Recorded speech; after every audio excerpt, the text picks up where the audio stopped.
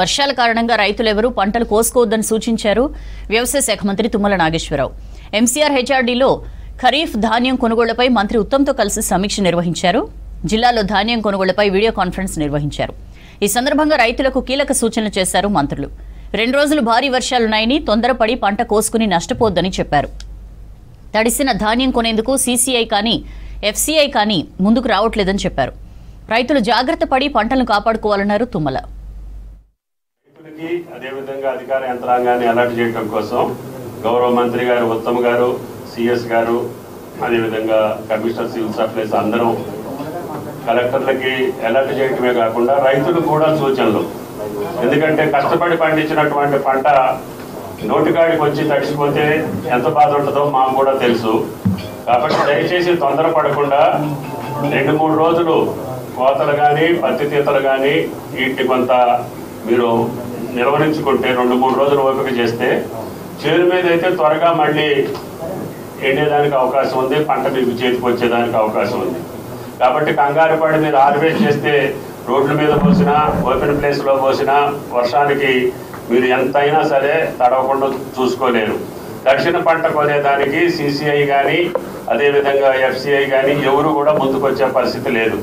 కాబట్టి నామ్స్ ప్రకారంగా మీరు తేమ శాతాన్ని జాగ్రత్తగా చూసుకోకుండా కంగారు పడి మీరు పంటలు కోస్తే నష్టపోతారని చెప్పి రైతులందరికీ చెప్పమని చెప్పాం. మార్కెట్కి వచ్చిన ధాన్యాన్ని ఇమ్మీడియట్గా కాటాలేసి ట్రాన్స్పోర్ట్ చేసి గోడౌన్కి చేర్చమని చెప్పాం. అదేవిధంగా ఉన్నదాన్ని టార్పాలిన్స్ తోటి ప్రొటెక్ట్ చేయమని చెప్పాం. రైతులు అదేవిధంగా అధికార యంత్రాంగం సమన్వయంతో మీ యొక్క పంటను కాపాడుకోవాలి, లేకపోతే ఎక్కువ రైతులకు నష్టం జరుగుద్ది. అధిక వర్షాల వల్ల పత్తి దిగుబడి తగ్గిపోయింది, వరి ధాన్యం కూడా గతంలో కంటే తక్కువ వస్తుందని చెప్పి రైతులు చెప్తున్నారు. కాబట్టి పండించిన పంట అయినా సరే సక్రమంగా సరైన ధరకు అమ్ముకోవాలని అంటే మీరు తేమ శాతాన్ని జాగ్రత్తగా చూసుకోవాలి. కాబట్టి దయచేసి రైతాంగం ముందుకు రావాలి, ఆడు కూడా అర్థం చేసుకోవాలి. అదేవిధంగా అధికార యంత్రాంగం అన్ని డిపార్ట్మెంట్లు సమన్వయంతో దీన్ని సక్సెస్ఫుల్గా మన రాష్ట్రం ఇంత పెద్ద ఎత్తున ప్రొక్యూర్మెంట్ చేసేటటువంటి రాష్ట్రం భారతదేశంలో ఒక తెలంగాణ రాష్ట్రమే. కాబట్టి దయచేసి రైతాంగాన్ని కాపాడే దాంట్లో రైతు వాళ్ళ పంట కాపాడుకునే దాంట్లో ఉండాలని చెప్పి సిఎస్ గారు కలెక్టర్లకు అందరికీ చెప్పాం. అదేవిధంగా అన్ని డిపార్ట్మెంట్ల అధికారులను అలర్ట్ చేశాం. ఆ మార్కెట్లో కావాల్సినటువంటి ఎక్విప్మెంట్ అంతటినీ కూడా సరఫరా చేశాం. కాబట్టి దయచేసి రైతులు సహనంతో ఉండాలి, అధికారులు ప్రతినిత్యం జాగరూకత రైతాంగాన్ని కాపాడాలని చెప్పి విజ్ఞప్తి. అదేవిధంగా కేంద్ర మంత్రి గారితో కూడా మాట్లాడాము. పత్తికి సంబంధించినటువంటి తేమ శాతం 8 to 12% ఉండాలని కండిషన్ పెట్టారు.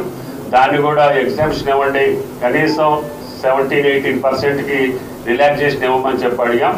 ఆయన గారు ఆయనతో క్యాబినెట్లో డిస్కస్ చేసి మేము నిర్ణయం తీసుకుంటామని చెప్పారు. అదేవిధంగా మేజ్కి సంబంధించి, సోయాకి సంబంధించి గ్రీన్ గ్రామ్, రెడ్ గ్రామ్ పంటలు కూడా కేంద్రం కేవలం 25% కొనుగోలు చేస్తుంది మన దగ్గర. మేజ్ అసలు కొనట్లేదు. మనకి అత్యంత ప్రధానమైనటువంటి పంట ప్యాడీ తర్వాత కాటన్ తర్వాత మేజ్. కాబట్టి కేంద్రాన్ని రిక్వెస్ట్ చేసాం, డిమాండ్ కూడా చేస్తున్నా, మేజ్ కూడా మీరు కొనుగోలు చేయాల్సినటువంటి అవసరం ఉంది. కాబట్టి రేపటి నుంచి సోయాను కూడా కొనుగోలు చేయాలి. కేంద్ర ప్రభుత్వం సహకరించకపోయినా రైతాంగం కోసం ఒక తెలంగాణ రాష్ట్రంలోనే అన్ని పంటలు ఎంఎస్పి కొనేటటువంటి ఏకైక రాష్ట్రం తెలంగాణ ప్రభుత్వం. కాబట్టి రైతులు కూడా దాన్ని గమనించి పక్క రాష్ట్రాల నుంచి మన రాష్ట్రంలోకి రాకుండా మన రైతుల యొక్క పంటల్ని జిల్లా యంత్రాంగం జాగ్రత్తగా